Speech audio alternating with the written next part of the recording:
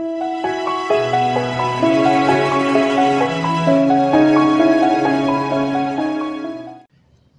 Bapak Ibu Jemaat Tuhan yang diberkati Tuhan. Saya percaya kita semua dalam satu keadaan penuh sukacita. Dan apapun yang saudara sedang alami hari ini, mari datang pada Tuhan dengan penuh kerinduan. Kita angkat satu pujian untuk mengawali ibadah kita pada hari ini, untuk mengawali firman Tuhan yang kita mau dengar.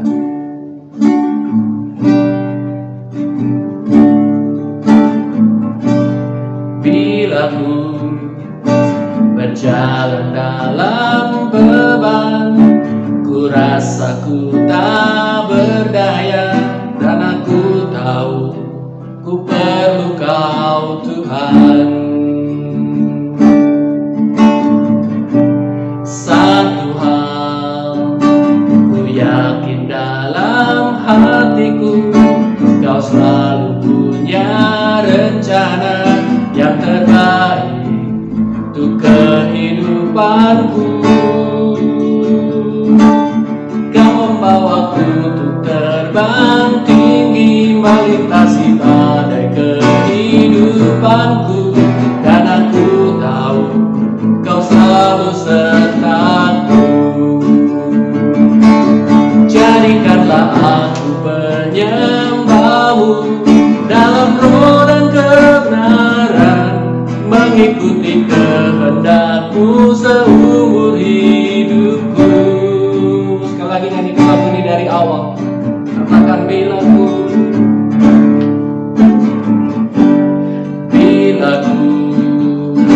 berjalan dalam beban, ku rasa ku tak berdaya, dan aku tahu ku perlu Kau Tuhan. Satu hal ku yakin dalam hatiku, Kau selalu punya rencana yang terbaik untuk kehidupanku. Kau membawaku untuk terbang tinggi, melintasi badai kehidupanku, dan aku tahu Kau selalu sertaku. Jadikanlah aku penyembah-Mu dalam roh dan kebenaran, mengikuti kehendak-Mu seumur hidupku. Kau membawaku untuk terbang tinggi, melintasi badai kehidupanku, dan aku tahu Kau selalu sertaku. Jadikanlah aku penyembah-Mu dalam roh dan kebenaran, mengikuti kehendak-Mu seumur hidupku. Mengikuti kehendak-Mu seumur hidupku. Amin. Mari kita tundukkan kepala kita, kita berdoa supaya Tuhan menuntun kita dalam mendengar firman Tuhan, memberikan hikmat bagi setiap kita. Kami percaya Tuhan, Kau menjadikan kami orang-orang yang mau menyembah Tuhan dalam roh dan kebenaran. Dan ketika kami ada dalam satu keadaan beban berat dalam hidup kami, kami percaya Engkau terus membawa kami naik lebih tinggi dan lebih tinggi. Kami mau mendengar firman Tuhan, kami mau belajar dari apa yang sudah Tuhan tuliskan di dalam firman-Mu. Biar hidup kami terus seturut dengan kehendak Tuhan, dan kami mau mengupgrade diri kami di tengah-tengah masa yang tidak pasti. Kami percaya Tuhan membawa kami naik lebih tinggi lagi. Terima kasih Bapa, kami mengucap syukur dan Kau mengurapi kami, memberikan hikmat kepada setiap kami untuk dalam kerinduan mendengar firman Tuhan. Terima kasih Bapa, di dalam nama Tuhan Yesus. Amin. Nah, saudara dikasih Tuhan, hari ini kita mau belajar dari seorang tokoh di dalam Alkitab di Perjanjian Baru. Mari kita buka sama-sama dalam Alkitab saudara. Saudara bisa buka di dalam Matius pasal yang ke-8. Matius pasal yang ke-8 ayat yang ke-5 sampai ayat yang ke-13. Nah, saudara yang dikasihi Tuhan, di sini dikisahkan tentang satu tokoh, seorang perwira Kapernaum, perwira dari Roma, yang mana dia mengalami mujizat ketika hambanya sedang sakit. Saudara baca di rumah, renungkan baik-baik supaya bisa mengerti apa yang menjadi cerita, apa yang menjadi kisah di dalam Matius pasal yang ke-8 ini. Nah, saudara yang dikasihi Tuhan, saya bacakan buat saudara semua yang boleh mendengarkan. Saudara ikuti dari Alkitab masing-masing, ya. Matius pasal yang ke-8 mulai dari ayat yang ke-5. Alkitab mencatat Yesus menyembuhkan hamba seorang perwira di Kapernaum. Ketika Yesus masuk ke Kapernaum, datanglah seorang perwira mendapatkan dia dan memohon kepadanya, "Tuan, hambaku terbaring di rumah karena sakit lumpuh dan ia sangat menderita." Yesus berkata kepadanya, "Aku akan datang menyembuhkannya." Tetapi jawab perwira itu kepadanya, "Tuan, aku tidak layak menerima Tuan di dalam rumahku. Katakan saja sepatah kata, maka hambaku itu akan sembuh. Sebab aku sendiri seorang bawahan, dan di bawahku ada pula prajurit. Jika aku berkata kepada salah seorang prajurit itu, 'Pergi,' maka ia pergi. Dan kepada seorang lagi, 'Datang,' maka ia datang. Ataupun kepada hambaku, 'Kerjakanlah ini,' maka ia mengerjakannya." Setelah Yesus mendengar hal itu, heranlah ia dan berkata kepada mereka yang mengikutinya, "Aku berkata kepadamu, sesungguhnya iman sebesar ini tidak pernah aku jumpai pada seorang pun di antara orang Israel. Aku berkata kepadamu, banyak orang akan datang dari timur dan barat dan duduk makan bersama-sama dengan Abraham, Ishak, dan Yakub di dalam kerajaan sorga. Sedangkan anak-anak kerajaan itu akan dicampakkan ke dalam kegelapan yang paling gelap. Di sana akan terdapat ratap dan kertak gigi." Lalu Yesus berkata kepada perwira itu, "Pulanglah dan jadilah kepadamu seperti yang engkau percaya." Maka pada saat itu juga sembuhlah hambanya. Nah, saudara yang dikasihi Tuhan, apa yang kita baca, kita sering dengar, baik di dalam para renungan-perenungan sehari-hari maupun para pendeta yang sudah berkhotbah yang saudara pernah dengar. Nah, kita mau belajar sekali lagi lewat cerita ini. Ada 3 hal yang saya mau sampaikan, bahwa di dalam cerita ini mengandung banyak pengajaran, mengandung banyak hal yang kita bisa dapat dan kita bisa upgrade diri kita di tengah-tengah masa yang tidak pasti. Kita tidak pernah tahu kapan pandemi ini selesai, tapi kita percaya bahwa Tuhan adalah Tuhan yang mengatur segala sesuatu dan hidup kita di tangan Tuhan. Katakan amin, saudara. Nah, saudara yang dikasihi Tuhan, saya percaya ketika perwira di Kapernaum ini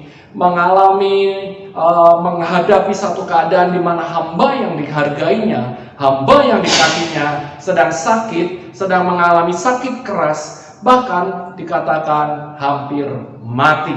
Nah, saudara yang dikasihi Tuhan, kita mau belajar 3 hal. Yang pertama, dari cerita ini kita mau belajar tentang iman. Tentunya yang diangkat dari cerita ini adalah tentang iman. Bagaimana Yesus memuji iman dari seorang yang bukan dari kalangan Israel, iman dari seorang yang bukan dari anak-anak kerajaan disebutkan oleh Tuhan sendiri. Nah, oleh sebab itu Tuhan melihat iman yang begitu luar biasa. Tuhan berkata iman sebesar ini. Saudara, di dalam bahasa Inggris bukan dikatakan besar, itu bukan dituliskan dengan kata big, tetapi dengan kata great. Jadi lebih besar daripada itu, saudara ya. Nah, apa yang kita bisa pelajari tentang iman dari seorang perwira Kapernaum dari kisah ini, saudara? Yang pertama, ketika perwira Kapernaum itu, di ayat 5 dikatakan ketika Yesus masuk ke Kapernaum, datanglah seorang perwira mendapatkan dia dan memohon kepadanya. Saudara, seorang perwira Kapernaum, perwira yang dari Roma ini, dia prajurit Roma yang membawa 100 kurang lebih anak buah, dan dia merupakan satu perwira dengan pangkat yang cukup tinggi. Saudara perlu ketahui bahwa pada zaman itu orang-orang Roma tentunya tidak mau percaya kepada agama Yahudi. Jangankan kepada agama Yahudi, kepada Yesus, kepada agama Yahudi pun mereka menolak itu. Karena mereka memiliki dewa-dewa, tuan-tuan sendiri, Tuhan-Tuhan sendiri di dalam kehidupan bangsa Roma pada waktu itu. Tetapi ada yang aneh di sini, saudara. Ketika perwira ini mendengar tentang apa yang telah dilakukan Yesus, Yesus adalah seorang yang lulus dari sekolah dan menjadi rabi. Artinya dia sama dengan ahli-ahli Taurat lain bersekolah. Dia belajar tentang Taurat, dia belajar tentang kitab-kitab Nabi, dan dia menguasai itu. Dia diberikan gelar rabi. Artinya dia memang belajar, saudara. Dia sama dengan ahli-ahli Taurat, ahli-ahli kitab lain pada zaman itu. Nah, saudara, bagaimana seorang yang memiliki berhala-berhala yang selama hidupnya diajarkan untuk percaya kepada berhala-berhala, kemudian dia berjumpa dengan Yesus dan dia mendengar Yesus sanggup melakukan mujizat. Dan apa yang menjadi responnya? Dia mulai merenung di situ, saudara. Dia mulai berpikir bahwa selama ini tidak ada satu berhala atau saat Allah sesembahannya yang sanggup melakukan mujizat. Oleh sebab itu ketika dia mendengar ada Yesus yang sanggup melakukan mujizat, dia tahu masalah hambanya tidak bisa diselesaikan oleh yang lain, bahkan oleh berhalanya, oleh ilah-ilahnya. Oleh sebab itu ketika dia mendengar tentang Yesus, dia datang kepada Yesus, dan Alkitab mencatat perwira itu mendapatkan Yesus dan memohon kepadanya. Iman yang ditunjukkan oleh perwira itu disiratkan atau dibuktikan lewat kata memohon kepadanya. Saudara tahu bahwa orang yang memohon kepada orang lain artinya dia yakin benar bahwa kepada orang yang dia memohon, orang itu sanggup memberikan apa yang dia minta. Kalau dia tidak yakin, dia tidak mungkin memohon, saudara. Bahkan di dalam bahasa Yunaninya, kata memohon dituliskan dengan kata parakaleo. Artinya dia memohon, mendesak dengan sungguh-sungguh. Bayangkan seorang perwira dengan jabatan tinggi, dia menganggap rendah bahwa orang Israel, orang Yahudi adalah jajahannya. Tetapi dia memohon kepada seorang Yahudi. Dan dia berkata, saudara, kita mencatat bahwa benar sungguh-sungguh dia memohon. Ini adalah iman. Dia percaya, dia berkeyakinan bahwa Yesus punya kuasa. Nah, saudara yang dikasihi Tuhan, seringkali kita lupa kita punya Tuhan yang memiliki kuasa yang maha kuasa. Seringkali ketika menghadapi masalah, kita lupa kita punya Tuhan yang besar. Jadi kita lupa untuk memohon. Saudara yang dikasihi Tuhan, ketika perwira ini memohon, dia sedikit memaksa. Mungkin dengan cara-cara ketika dia berjumpa dengan tabib-tabib lain, dia memaksa dengan sejumlah uang, dia memaksa dengan tekanan-tekanan karena dia punya pangkat dan jabatan. Tetapi kepada Yesus, dia memohon di dalam kerendahan hatinya, sungguh-sungguh berharap bahwa pribadi ini Yesus mau menolong dia. Artinya dia punya iman bahwa Yesus punya kuasa. Artinya ini bukan orang sembarangan. Artinya dia menganggap bahwa Yesus bukan hanya sekedar rabi. Dia tidak menganggap Yesus hanya sekedar guru. Dia menganggap Yesus sebagai seorang yang punya kuasa di atas segala-galanya. Dia menganggap Yesus bukan seperti manusia lainnya. Dia menganggap Yesus lebih tinggi dari yang pernah dia dapatkan, bahkan dari dirinya sendiri. Saudara yang dikasihi Tuhan, itu yang pertama, imannya ditunjukkan dengan memohon kepada Yesus. Hari ini saudara, apakah saudara pernah memohon? Mungkin saudara sering memohon kepada Yesus, tetapi memohonlah di dalam kerendahan hati. Saudara tidak mampu, tetapi Yesus mampu. Itu memohon, saudara ya. Yang kedua, ditunjukkan iman dari perwira Kapernaum ini melalui kata berikutnya, saudara ya. Ayat yang ke-6 dikatakan, Tuhan, hambaku terbaring di rumah karena sakit lumpuh dan ia sangat menderita. Saudara dikasih Tuhan, perwira ini sangat menghormati kaisar tentunya, Kaisar Roma pada waktu itu.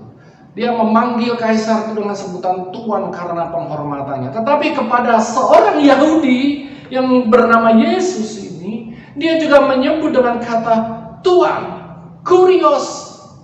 Artinya dia punya kuasa untuk menentukan, membuat keputusan terhadap seseorang, terhadap satu benda, satu keadaan.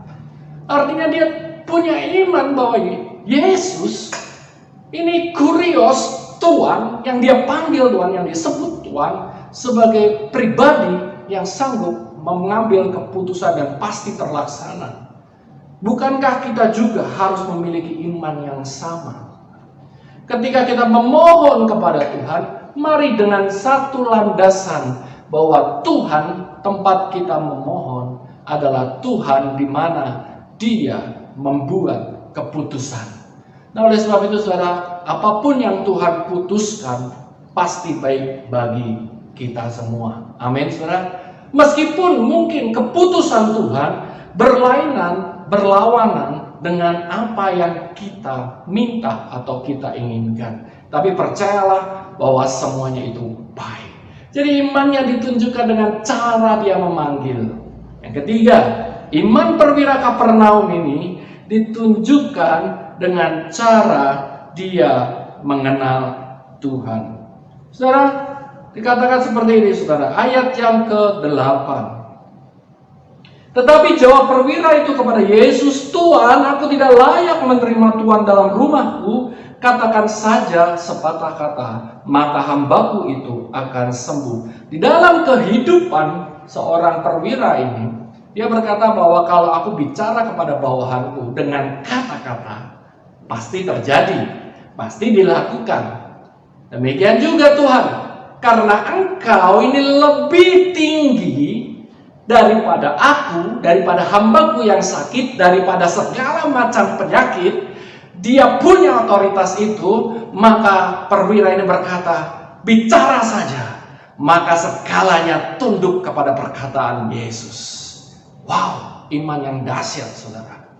Ini yang menyebabkan kita itu sering lupa bahwa firman itu punya kuasa. Ketika firman secara pribadi datang kepada kita, mari kita pegang sungguh-sungguh firman Tuhan itu. Karena firman itu mengatasi segala sesuatu. Katakan amin.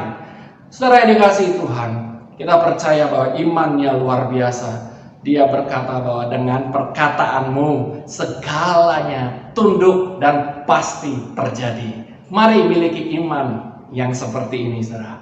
Bukan seperti yang kita kehendaki, tetapi seperti yang Tuhan katakan. Dan oleh sebab itu, mari kita terus datang sama Tuhan.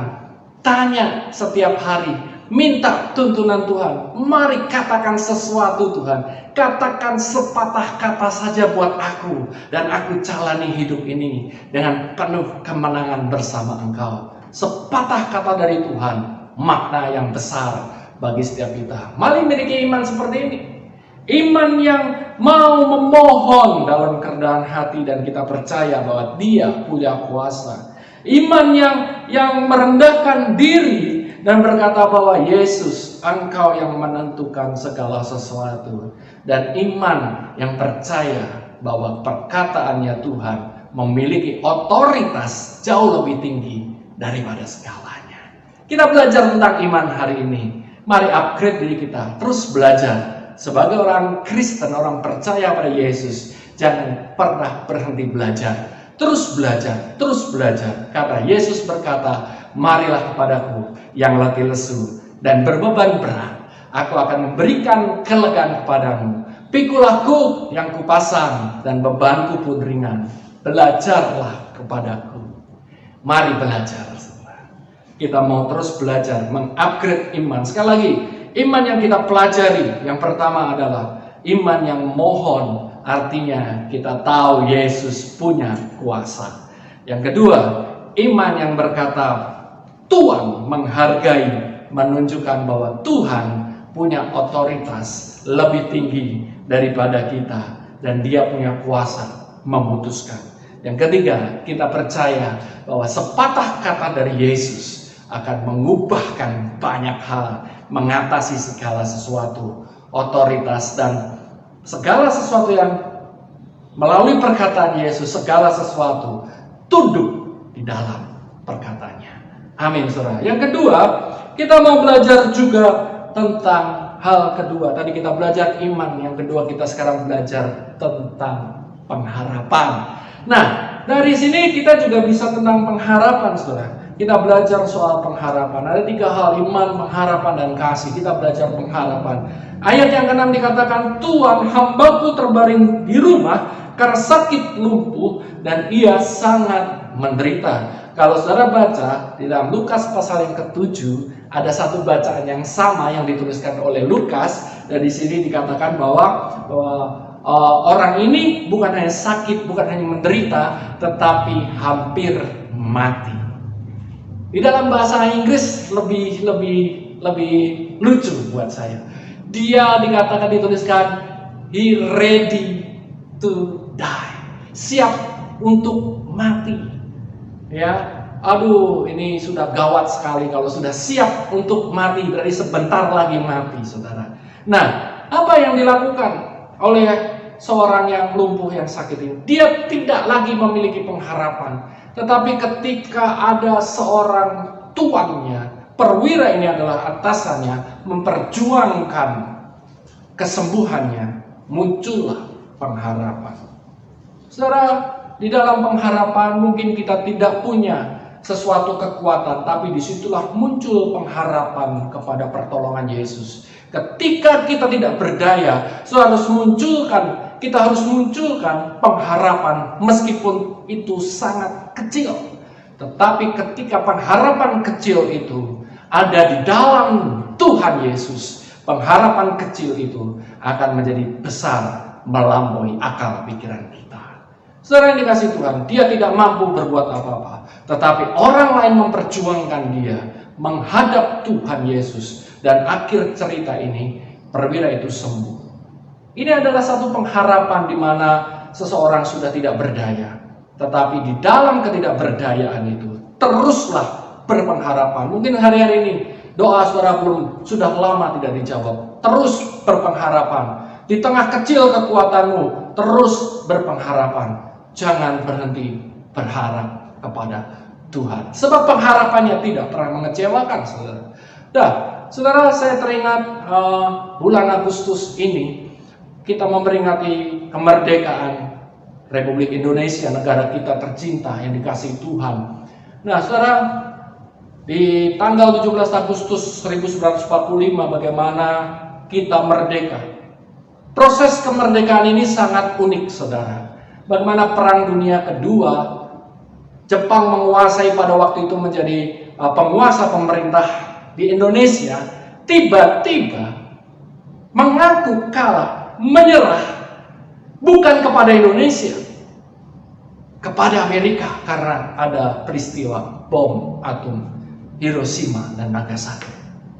Saudara, Amerika menyerang Jepang, tetapi Indonesia yang menerima kemerdekaan dan beberapa negara yang lain buru-buru, cepat-cepat mengaku kemerdekaan, menyatakan dirinya merdeka. Saudara, saya ingat cerita sejarah, bagaimana para pemuda bangsa bawa proklamator kita, Bapak Insinyur Soekarno dan Muhammad Hatta ke Rengas Dengklok. Wah, mereka desak, Pak, cepat, nyatakan kemerdekaan. Jepang sudah kalah, bukan oleh kita, tetapi oleh orang lain, negara lain, Amerika. Nah, dinyatakanlah kemerdekaan. Jadi kemerdekaan bangsa Indonesia itu karena anugerah. Oleh sebab itu, saudara, seperti hamba yang sakit dan hampir mati, ready to die. Mungkin saudara mengalami hal yang sama di tengah masa pandemi ini. Saudara nggak tahu kapan ekonomi kita dipulihkan, kapan ekonomi kita membaik kembali. Saudara mungkin hampir mati dalam usaha, hampir mati dalam pengharapan, tapi bangkitkan lagi pengharapan, munculkan lagi pengharapan. Mungkin kita tidak bisa berjuang, tetapi ada hal-hal lain yang sedang memperjuangkan kita. Seperti perwira Kapernaum, seperti Amerika sedang memperjuangkan, mungkin tidak secara langsung, tapi itu efeknya kemerdekaan Indonesia. Saudara dikasih Tuhan, saya percaya bahwa kita terus berharap meskipun kita tidak berdaya, pasti ada pengharapan. Nah saudara, kita mau belajar yang ketiga, kasih. Bagaimana dari cerita ini kita belajar kasih, saudara? Mari kita lihat bahwa di dalam ayat yang ke-6 dikatakan, Tuhan hambaku kata perwira itu terbaring di rumah karena sakit lumpuh dan ia sangat menderita. Di dalam Lukas pasal yang ke-7 dikatakan di situ ada seorang perwira yang mempunyai seorang hamba yang sangat dihargainya. Dia sangat mengasihi, dia sangat menghargai hamba ini. Jarang sekali saudara Tuhan menghargai hambanya. Tapi belajarlah, para tuan-tuan, saudara mungkin punya karyawan, saudara punya anak buah, saudara punya mungkin asisten rumah tangga. Hargailah mereka. Pak, kalau dihargai melunjak, hargailah mereka sebagai manusia. Tapi biarlah mereka tunduk kepada pemimpin seperti hamba pada tuannya. Dan kita mengasihi dia sebagai hamba yang baik, saudara ya. Nah oleh sebab itu saudara dikasih Tuhan, mari kita belajar bahwa perwira Kapernaum ini memiliki kasih. Dengan kasihnya kepada hamba ini mengakibatkan mujizat kesembuhan. Wow. Jadi kasih itu bukan sekedar kasih, oh ya kasih, tetapi luar biasa. Dampak dari kasih adalah mujizat kesembuhan. Saudara yang dikasih Tuhan, hamba ini dikasihi oleh tuannya. Tuannya memiliki kasih kepada hamba ini. Kalau saudara baca di dalam Lukas pasal 7, tuannya ini, perwira Kapernaum, orang perwira Roma ini, juga mengasihi orang-orang Yahudi. Dia bangun, dia sumbang untuk pembangunan bait suci. Nah oleh sebab itu dia memiliki kasih juga kepada orang-orang Yahudi. Memang perwira ini sangat baik, saudara. Nah, di masa-masa sulit ini, mungkin saudara berkata, Pak, bagaimana saya bisa menolong orang lain, diri saya sendiri sedang dalam kesulitan. Saya percaya, saudara, kalau Allah itu yang adalah kasih, memenuhi hidup kita, kita juga bisa mengasihi orang lain. Lewat banyak hal, saudara. Beberapa waktu yang lalu ada banyak sekali kenalan-kenalan kita yang mungkin terjangkit, sedang terkena corona, isolasi mandiri di rumah. Saya berupaya dengan istri saya menghubungi beberapa teman bagaimana sehat atau sedang apa ya. Oh Pak, saya sedang isolasi mandiri. Cepat-cepat saudara, pesan Grab, kita kirim sesuatu makanan. Waduh, saudara, itu membangkitkan semangat buat mereka. Ya saudara ya. Jadi mari kita saling mengasihi. Mungkin ada rekan pelayanan, jemaat kita yang hari-hari ini kekurangan. Mari kita saling mengasihi. Karena kasih itu dampaknya besar sekali. Yang hampir mati dibangkitkan. Yang putus pengharapan memiliki semangat dan hidup yang baru lagi. Saudara, kasih ini luar biasa. Oleh sebab itu, 3 hal ini, iman, pengharapan, dan kasih, yang kita belajar dari dalam pembacaan kita di Matius 8 ayat 5 sampai 13 tentang perwira di Kapernaum. Bagaimana kita harus upgrade iman kita, kita harus terus berpengharapan, dan kita harus memiliki kasih kepada Tuhan tentunya, juga kepada orang-orang di sekitar kita. Mari saling menyapa. Mungkin kita sudah lama tidak ibadah secara onsite, kita tidak ketemu. Mari saling menyapa, menanyakan kabar. Ya, ada beberapa teman saya berkata, kalau di grup ini sering-seringlah muncul, di grup WA, ya, seringlah muncul, meskipun cuma emoticon, meskipun cuma kata hai atau amin, saudara. Kenapa? Supaya kita semua tahu bahwa kita semua masih diberikan kesehatan. Ya, kalau nggak pernah muncul, kita tidak pernah tahu kabar saudara bagaimana. Ya, kita saling berkabar, kita saling memperhatikan seperti perwira Kapernaum memperhatikan bahkan kepada hambanya ini. Saudara, yang terakhir saya mau sampaikan di ayat yang di dalam Matius pasal yang ke-8 tadi, di ayat yang ke-11 dan 12. Aku berkata kepadamu, banyak orang akan datang dari timur dan barat dan duduk makan bersama-sama dengan Abraham, Ishak dan Yakub di dalam kerajaan sorga. Sedangkan anak-anak kerajaan itu akan dicampakkan ke dalam kegelapan yang paling gelap. Di sanalah terdapat ratap dan kertak gigi. Saudara, iman, pengharapan dan kasih bukan hanya untuk pemenuhan kehidupan kita di bumi ini. Tapi ingat pesan Tuhan di ayat 11 dan 12. Dia berkata, dari timur barat, artinya bangsa-bangsa termasuk bangsa Indonesia, termasuk kota Kerawang, termasuk Kabupaten Bekasi, termasuk Dusun Bojong, termasuk saudara dimanapun berada, akan masuk kerajaan sorga karena iman, pengharapan, kasih seperti perwira Kapernaum ini. Bagaimana dengan dikatakan bahwa anak-anak kerajaan dicampakkan? Mereka kehilangan iman, percaya bahwa Yesus adalah Tuhan, Maha Kuasa, sanggup melakukan segala perkara. Perkataannya memiliki otoritas memerintah. Mereka meninggalkan iman itu. Oleh sebab itu Yesus berkata, oh, anak-anak kerajaan itu dicampakkan ke dalam kegelapan yang paling gelap. Oleh sebab itu jangan remehkan iman, pengharapan dan kasih ini. Bukan untuk hidup kita di dunia, bukan untuk memenuhi kehidupan kita di dunia saja. Itu bagian kecil, tetapi jauh lebih daripada itu. Bagaimana iman mengantar kita kepada kerajaan sorga yang kekal. Dan kita hidup bersama dengan Tuhan. Dikatakan di sana akan duduk makan bersama-sama dengan Abraham, Ishak dan Yakub segala bangsa. Amin, saudara.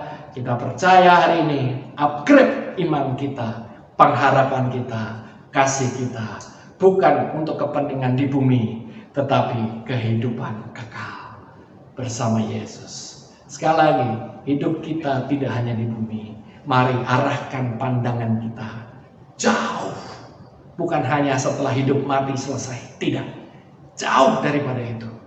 Iman, pengharapan dan kasih akan mengantar kita sampai kehidupan kekal. Amin, saudara. Mari percaya bahwa di tengah-tengah pandemi ini Tuhan banyak bicara buat kita semua. Tuhan akan mengajar kita semua, upgrade diri kita di dalam kehidupan persekutuan dengan Dia. Roh Kudus menyertai kita. Tuhan menyertai kita sampai pada akhir zaman, memberikan kekuatan. Haleluya. Mari tundukkan kepala saudara, kita berdoa. Bapa di surga, kami bersyukur biar iman, pengharapan dan kasih, dan kami belajar hari ini bahwa pandangan kami harus jauh melampaui sekedar kematian dari bumi ini. Dan iman kami terus berkata bahwa Yesus adalah Tuhan, Juru Selamat, Maha Kuasa, sanggup melakukan segala sesuatu, memerintah segala sesuatu. Dan hidup kami dipenuhi dengan pengharapan dan kasih kepada Tuhan dan juga kepada orang lain. Terima kasih Bapa. Berkati urapi kami semua dan mampukan kami melakukan segala perkara yang Tuhan mau kami kerjakan. Terima kasih Bapa. Kami mengucap syukur dan berdoa di dalam nama Tuhan Yesus. Haleluya. Terima kasih Bapak Ibu saudara dikasih Tuhan. Juga sampai saya juga menyampaikan salam bagi setiap kita yang menonton, baik di YouTube, di streaming yang lainnya. Juga ucapkan terima kasih buat rekan-rekan yang sudah membantu, buat Bapak Gembala, Bapak Pendeta Diwagino yang sudah memberikan kesempatan bagi saya untuk menyampaikan firman Tuhan. Kiranya Tuhan Yesus memberkati, sehat selalu, terapkan protokol, dan juga diberkati Tuhan dalam sepanjang hidup kita. Shalom. In this place, Father,